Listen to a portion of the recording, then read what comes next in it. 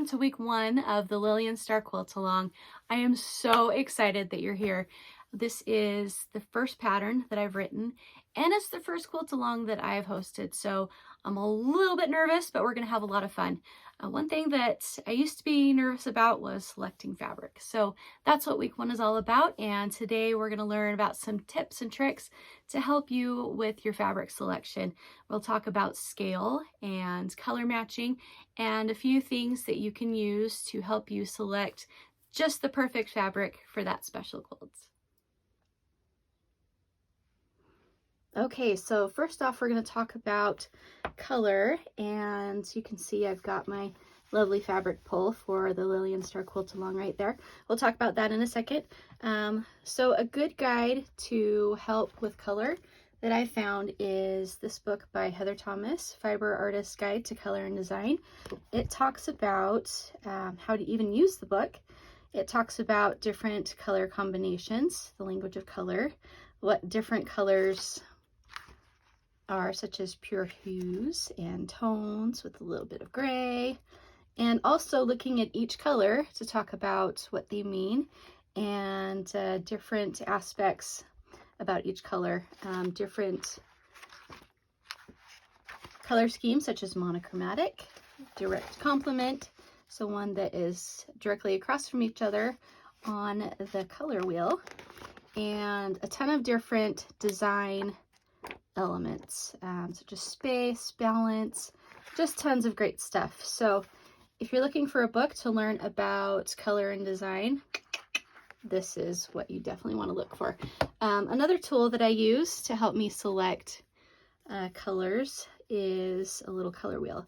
So if you're out shopping or whatnot, so let's say there's something that you want to match. This right here is pretty close. So we could use this to go out and shop, and if you read the instructions on these color wheels, it shows you how to select colors based on their relationship on the color wheel. It's kind of cool. So we're going to talk a little bit about what I like to do as far as picking fabrics. So I'm a big fan of art gallery fabrics because they have collections that match each other super well, and they're just really easy to shop for. So this is all from Art Gallery Fabrics' Spirited collection by Sharon Holland and some Art Gallery Fabrics Pure Solids. So I'm going to show you a little bit about those in a second. But one of the other reasons that I really like Art Gallery Fabrics is because if you look on their site, I've got it up right here.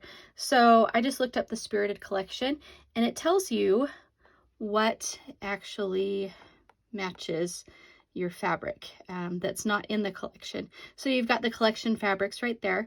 Here's a blender, Red Desert, and that would match.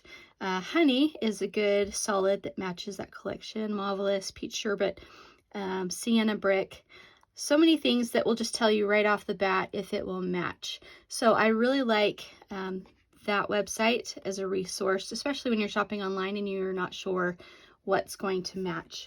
Another thing that I use sometimes to help me match fabrics is a color card. So I'll be here at home and I will take a color card and get the closest match that I can get to one of the fabrics that I would like to find a complementary design to or whatnot.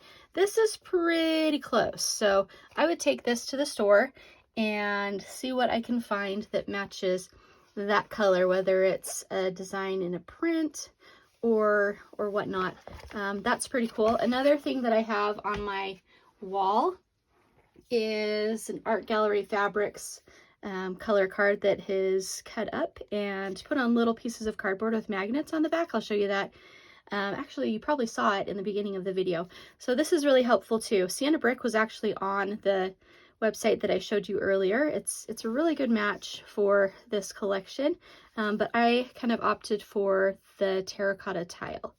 Okay, so next we're going to talk about scale. So as you can see in these fabrics, we've got a few different sizes of prints. So we've got one that's pretty big, And this one is kind of a medium big print. And then we've got a smaller print right there that's in that same collection. And this is the backing right there. This is one of my favorite quilt shops, Midlife Quilter. That's the backing. So this is kind of a medium-sized print. So when you're doing a quilt, it's kind of helpful to mix up the different scales of prints so that it just kind of blends together well. And I'll illustrate really quickly using a different group of fabrics. They're all art gallery fabrics, but these are all kind of the same scale. So we've got bigger prints there, and these, maybe that's a bigger print. I'm not sure what that would be classified as. This is more of a medium print, but when you put all of them together, it seems like a lot. So if you did your quilt just based on these fabrics alone, you might need a little bit of help to pull it together. So I'm going to take a couple more pieces of fabric and put them with these fabrics that I've pulled right there, just to show you kind of what it does to tone things down. So this is another larger print, but it's more subdued. So that kind of helps calm things down a little bit. Here's a small print. So as you can see, that kind of brings things together a little bit as well. And I'm going to throw in one more small print. So that color match isn't the best for a monochrome quilt, but it's not bad. So once you put these together, it has a little bit better, it kind of flows together better and looks better as a whole. So I'm just going to kind of tuck things in there. And I'm not an expert at creating bundles. I have friends that are amazing at it, but that's not bad. So as you can see, we've got kind of a mix of different scales. We've got the medium large, small scale, blender, and we've got a large print, larger print, small print, and kind of a larger subdued. So this does not look too bad, but I'm not saying that you have to follow the rules all the time. You go with your gut and decide what works for you. And sometimes there are some really pretty quilts that have a lot of big busy prints and it just works. So this quilt is for you to decide what you want to do, but here are just a few little tips to try to make the process easier.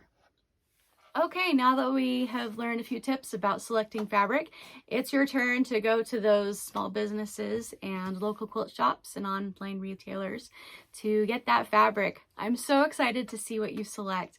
Remember to use the hashtag Lilian Star Quilt or Lilian Star QAL, as in Lilian Star Quilt Along, and we'll see you next week.